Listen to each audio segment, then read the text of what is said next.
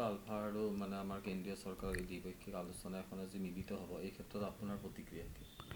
প্ৰতিক্ৰিয়া মানে আমি government of India, government of Assam আৰু আলফা স্বাধীনৰ লগত যিটো আলোচনাৰ প্ৰক্ৰিয়া আৰম্ভ কৰিবলৈ লৈছে, আমি এতিয়া খুব ভাল মানে অন্তৰে আদৰণি জনাইছোঁ। আমি আশা ৰাখিছোঁ যাতে এই আলোচনা এটা ফলপ্ৰসূ ৰূপ ল'ব লাগে। আৰু এটা কথা আমি চৰকাৰক বা আমাৰ আলফা স্বাধীনক আমি অনুৰোধ জনাইছোঁ যে 6 জনগোষ্ঠীৰ জনজাতিকৰণৰ কথাটো যাতে কেতিয়াও তল পৰি থাকিব নালাগে। 6 জনগোষ্ঠীৰ জনজাতিকৰণৰ অবিহনে কিন্তু আলফা স্বাধীনে বা ভাৰত চৰকাৰ বা অসম চৰকাৰে এই কথাটো আলোচনা কৰাত ব্যৰ্থ হ'ব।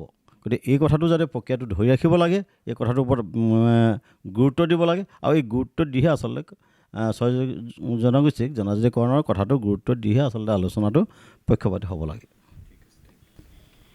আলফা আৰু মানে আমাৰ কেন্দ্ৰীয় চৰকাৰৰ এই দ্বিপাক্ষিক আলোচনা এখন আজি মিলিত হ'ব, এই ক্ষেত্ৰত আপোনাৰ প্ৰতিক্ৰিয়া কি? প্ৰতিক্ৰিয়া মানে আমি government of India, government of Assam আৰু আলফা স্বাধীনৰ লগত যিটো আলোচনাৰ প্ৰক্ৰিয়া আৰম্ভ কৰিবলৈ লৈছে, আমি এতিয়া খুব ভাল মানে অন্তৰে আদৰণি জনাইছোঁ। আমি আশা ৰাখিছোঁ যাতে এই আলোচনা এটা ফলপ্ৰসূ ৰূপ ল'ব লাগে।